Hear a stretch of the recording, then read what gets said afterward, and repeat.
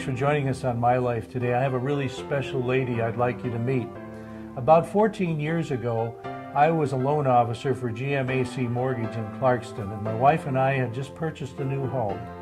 And this lady came in from the title office across the hall, it was Title Source, I believe, and introduced herself to me and said, "Hi, I'm your new neighbor."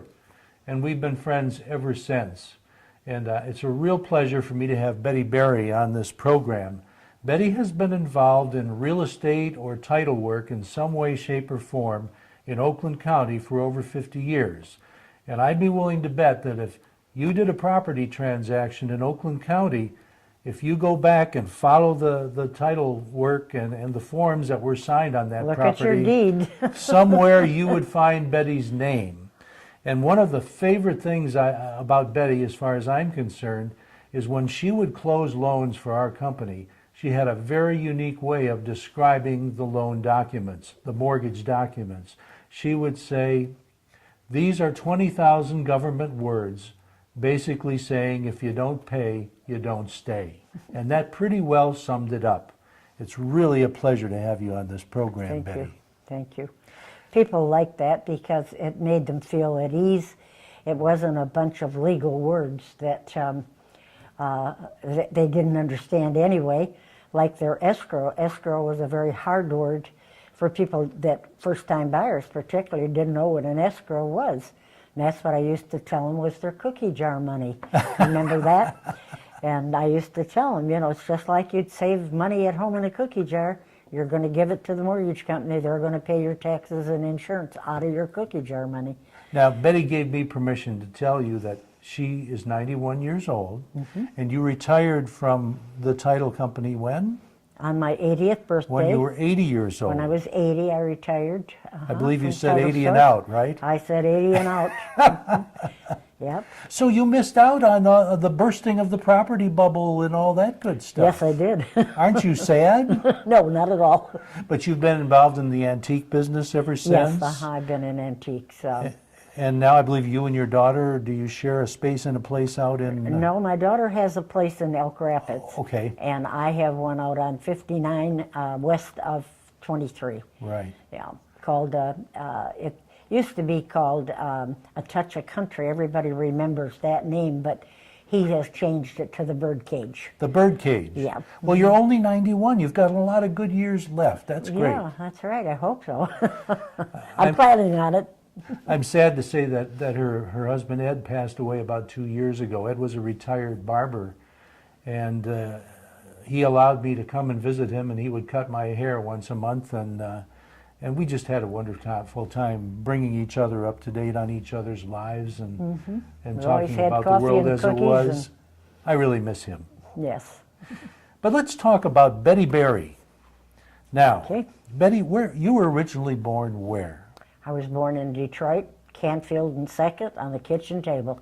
On the kitchen table. That's right. And there was a midwife and my grandmother there. Now, Canfield and 2nd, that was just about downtown. That was in Detroit, way Yeah. downtown. They had an apartment then. And that's where I was born. My grandmother never forgave me because my birthday, I was born May 28th, and her birthday was May 29th. And she kept saying, "Couldn't you have waited one more day? One more day." Never forgave me. Now, did your grandparents come here from the old country, or? My grandfather, yes, and his brother, they came from Ireland. From Ireland. And his brother Jack settled in Canada. He wanted to raise tobacco, but Andrew, my grandfather, he moved up in the Thumb in Kindy. He wanted to farm. Okay. And they had several children. They had 10 children. And how many siblings did you have? I had 2. 2. 2 girls. But you didn't stay in Detroit very long, did you? No, I was about 2 years old when my parents bought a house on Chesterfield in Ferndale. Ferndale. Second house off of Woodward Avenue. And I vaguely remember them paving Woodward Avenue. Vaguely. Mostly because I probably got my butt spanked, because every time my mom let me go out in the front yard to play, I'd head down there to watch and see what they were doing. And also my grandmother on my mother's side used to come out on the interurban from Detroit, Yes. which came from Detroit to Pontiac, turned around and went back to Detroit. Was that one of those electric streetcars with the It was wires the up above? old-fashioned streetcar, yeah, and that was before Woodward Avenue. They were paving Woodward Avenue. I probably was about 3, maybe 3.5, something like that, but I just kind of Could vaguely you remember. imagine that? She saw Woodward Avenue when it was a dirt road. Yep. Wow. Now, did you start school in Ferndale? Yes, I did. I went to Taft School, and I through 8th grade, and then up to Lincoln on 9 Mile in Ferndale, and went to Taft School. And it was a very funny story about that is that we had quite a walk to get to school. A lot of woods, a lot of paths. We had just, Are you talking about grade school now? I'm talking about kindergarten up. Yes, okay. Grade school. And I used to have to walk through the woods and through the paths to go to school, and it was safe for us to do that at that time. But there was a Jewish boy that lived on Webster, and he just delighted in jumping out and scaring me, you know. And he was just a monster, and I hated him. And years later, his name was Henry Schiffer, and he became the mayor of Ferndale. And Did you forgive him? oh yeah, yeah. Many years later, we became very fast friends. And Now, didn't you make some history with, was it Girl Scouts back in those days? yes, Taft School, Mrs. Donald started the first Brownie class at Taft, and I was in that class. And then years later, my daughter, my firstborn daughter, Sharon, joined the Brownies in Ferndale at Coolidge School. And they called me and said I still had my uniform because I had Brownies and then fly up into Girl Scouts, and I still had my uniform packed away. And they called and asked me if I would come back and take a picture with them. Mm-hmm. They had Mr. Wheaton, the principal. They had Mrs. Donald, who taught 5th grade, also started the Brownie troop. And then they had the fly-up girls and the Brownies and all of us in this picture. And because I was one of them from the first time, and then had grown up and became a leader myself, they wanted all of us. And the Ferndale Gazette came and took our picture, and it was a big deal, front page. Wow, wow. Now, this would have been in the early 1930s approximately, right after during the Great Depression. Yes, when they started the Brownie troop, but it was 1954 when they did that picture. The picture in the paper. Yeah. Yeah, and we'll let the folks take a look at that. Mm-hmm. But do you remember much about living through the Depression back then? I mean, you were young. Yes, I remember the Depression very well. Very well. My parents lost their home during the Depression on Chesterfield, and we moved to Beaufield, we moved to Hazelhurst. We always were in the Ferndale area. Yeah. What did your dad do for a living? My dad worked for Plymouth Motor Car Company. Plymouth. He was in the paint department, striping and painting and that sort of thing. And he was out of work a lot, and he did everything he could think of to feed the family. I can remember my mother and I going from Hazelhurst and Livernois to 8 Mile and Woodward with a wagon, getting cheese and flour and all of the free things that they gave to people who were, on welfare, and that's what we were. We need to take a brief break, but I want to come back to that, so we'll be right back. Hello, I'm Elgin Nichols. And I'm Dave Kenny. And together, Dave and I host a program called Minutes by Minute. We discuss what local Oxford and Addison politicians and appointed representatives are doing to make your life happy or miserable by passing laws, ordinances, and regulations that affect you. We believe that within those political decisions is humor. You just have to hunt for it. For example, did you know there's a local ordinance that allows people to shoot off fireworks 24 hours a day, 365 days a year? But since they can do it, nobody wants to do it. Catch us Monday through Friday on Charter 191 and ATT Uverse 99, scheduled for 7 a.m., 11 a.m., and 10:30 p.m., or go to our webpage, occtv.org, and click on Programs. I'm Elgin Nichols. And I'm Dave Kenny. Each week, catch us on Minutes by Minute. Don't miss it. Here with my friend Betty Berry on My Life. We're talking about living through the Great Depression and getting food with your mom. Tell me more. Was that the version of welfare back then? Yes, that was similar to welfare. You could go and they had certain foods you could get.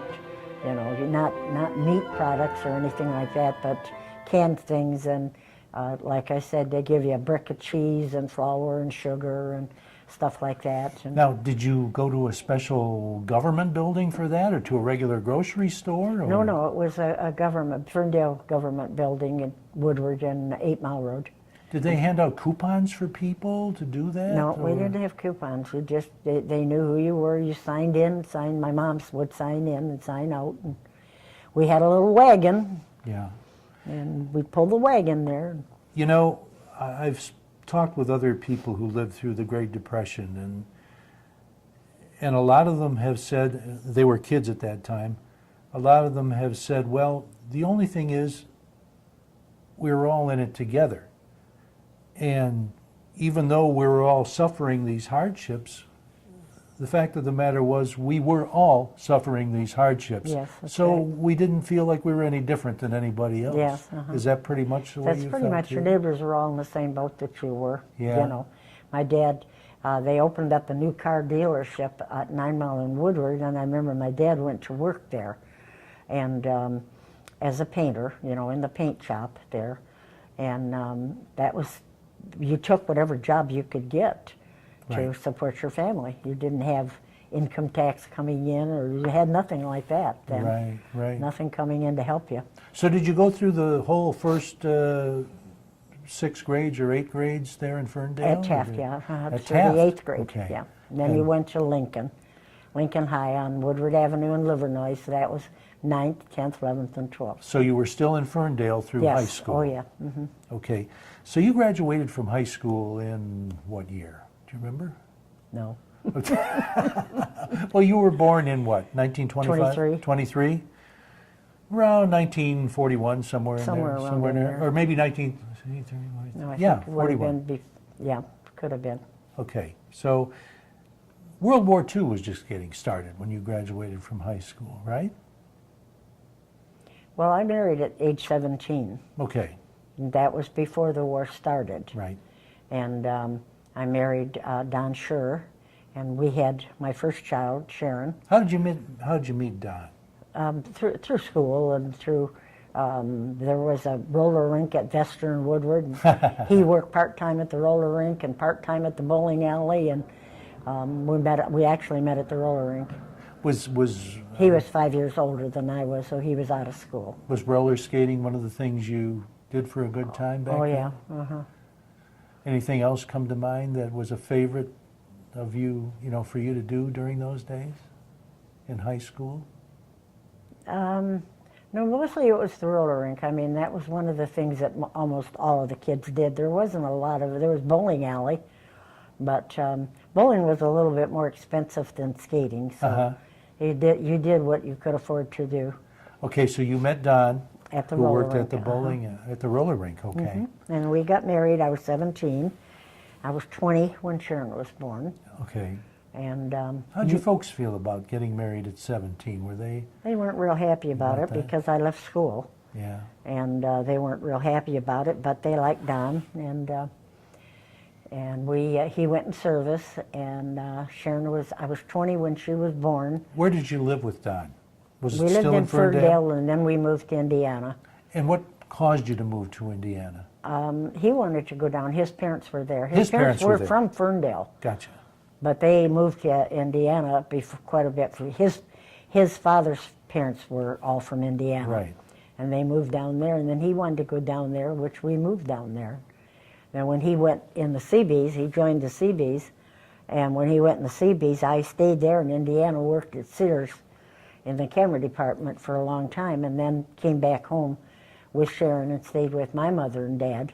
So how, on Cherokee roughly, and how Royal. long did you live in Indiana, roughly? I probably was about,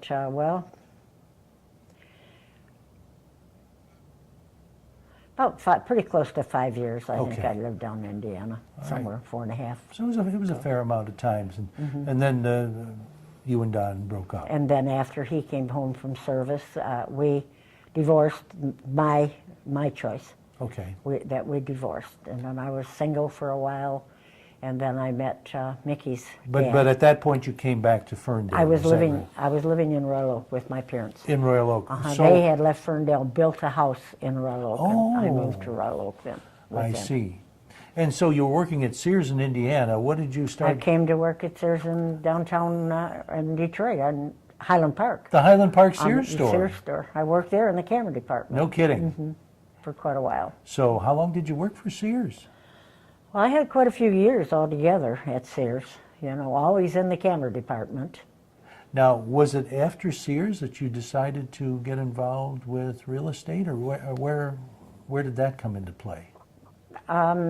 Yes, I left Sears and I went to work at Plymouth Motor Car Company where my dad worked. Okay. And And then- roughly how old were you then? Mickey was born, so I was probably 28, 29, something like that. Late 20s. Mm-hmm. Okay. And So what were you doing there at the shop, at the car plant? I worked in the paint department, the same place my dad did. I worked on the final OK lines where a car would get scratched or dented and it'd have to be repainted. And I worked midnights so I could be home when the kids went to school, I'd sleep. Oh, wow. And Would this have been after World War II, so that? oh yes. Because the plants Yes, were back quite in. sometimes Yeah. after, yeah. Okay. And then I got laid off, and they said, we have no idea when you'll ever get called back to work. They'd give us any hopes when we got laid off. And I was out of work for a while, and that's when I was in the Brownies and Right. all the activities at Coolidge School, the Mothers Club and all of that I got involved in. And then the Ferndale Gazette had an ad in the paper, and it was for someone to sell subscriptions for the Gazette. So I applied for it and got the job, and it was quite a funny job Now because you can tell Betty does not have a real salesperson's personality, so this was a real tough thing for her to do. yeah, no, I never met a stranger. So I would go up and down all the streets in Ferndale selling subscriptions, but they were giving away, if you bought a subscription, they gave a beautiful cookbook as a gift for taking the subscription to the paper. And I did well. I sold a lot of them. I would go out in the evening and see men out, cutting their grass, and I'd sell them a subscription and give them a cookbook for their wives. I made a lot of good friends. Did you win the trip? Met a lot of people. There was no trip involved.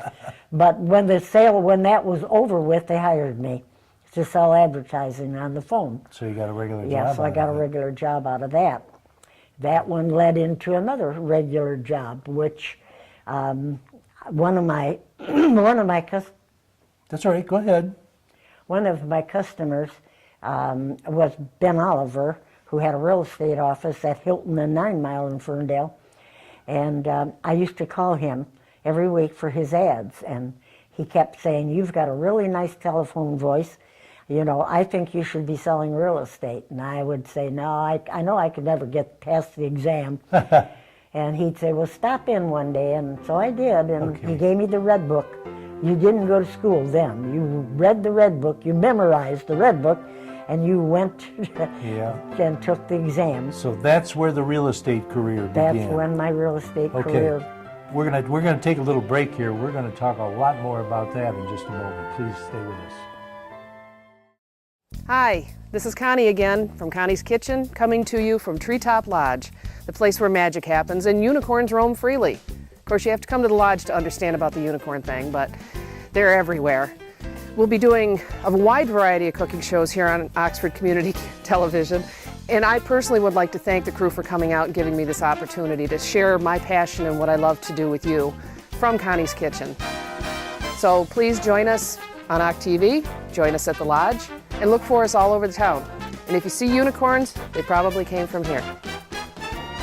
See you soon. Back with my friend Betty Berry.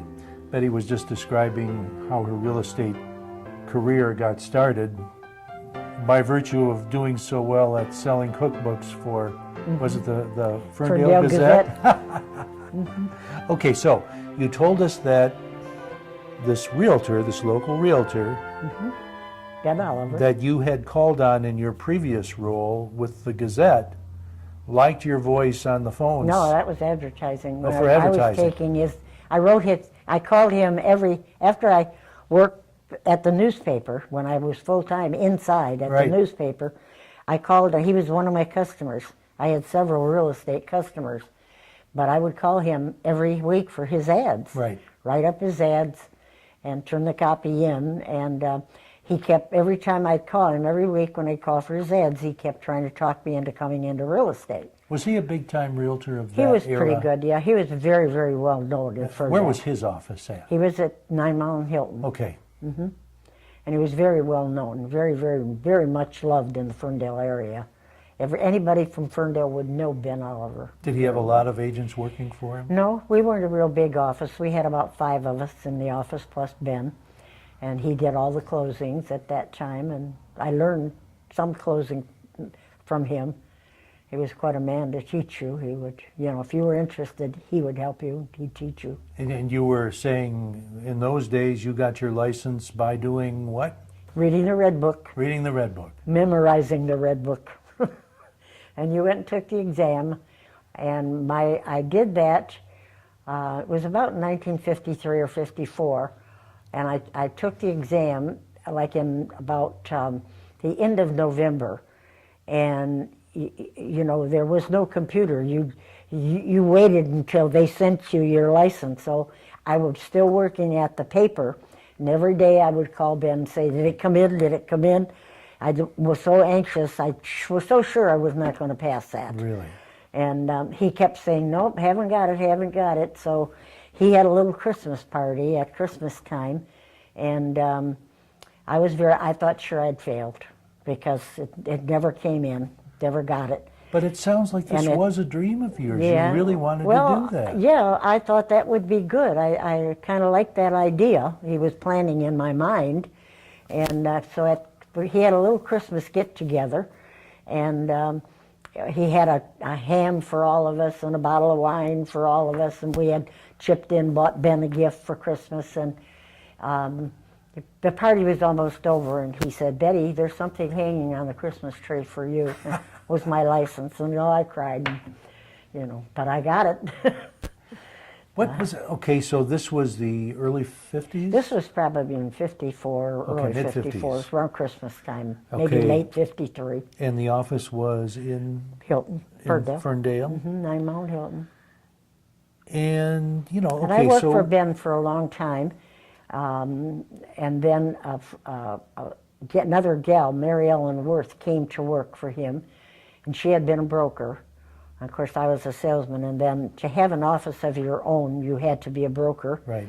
And she talked me into opening an office with her at Normandy and Woodward. And we opened up our own office, her and I. And we called it Dart Realty. And she was the broker. And we were in business quite a while. And then I sold a big farm out in Warren, and they wanted it for an airport. And I literally sold myself out of business because we got a tremendous commission on that one. And Mary Ellen decided she didn't need a partner.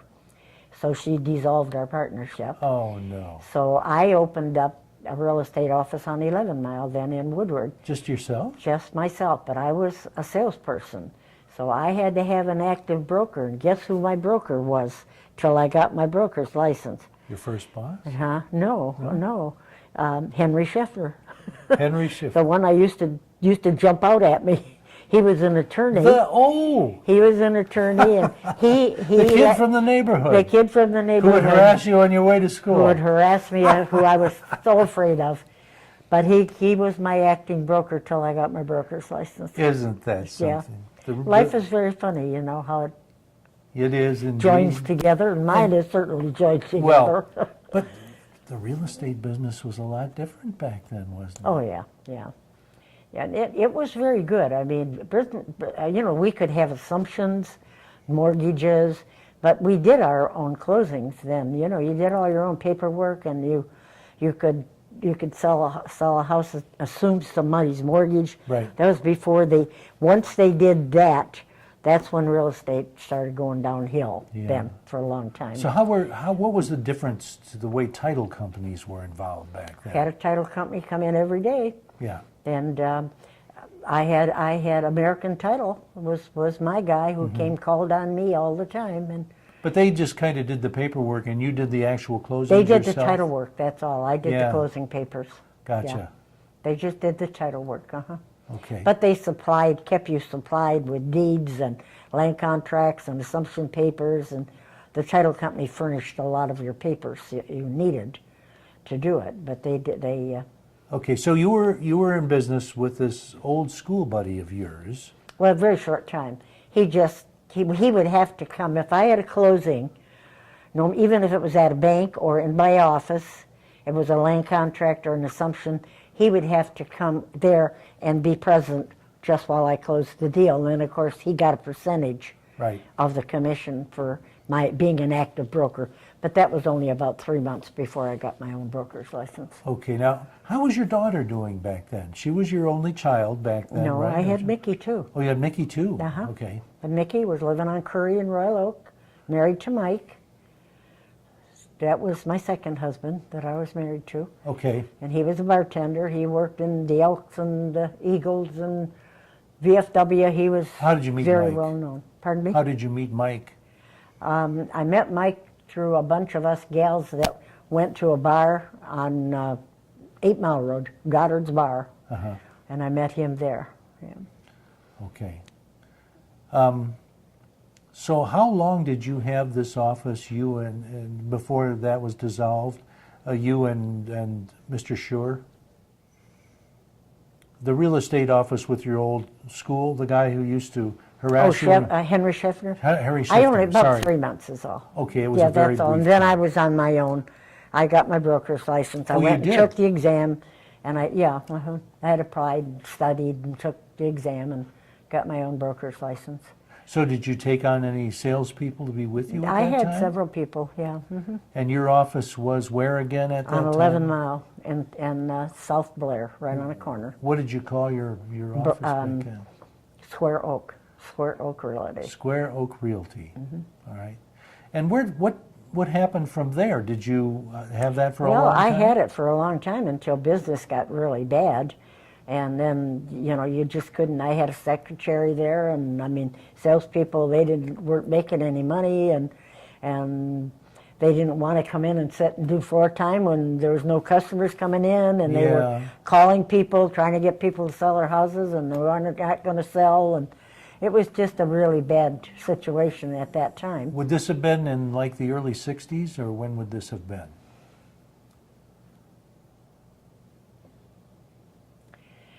How old would you have been during that time? I was probably in my 30s, Back in late, your mid or late 30s. yeah. Okay, we're going to talk more about that, but we need to take a break. We'll be right. But actually, what we're going to do is we're going to ask Betty to stick around for another edition of My Life, because we've got a lot to talk about yet. But thanks for joining us for today. Please join us next week for the next edition.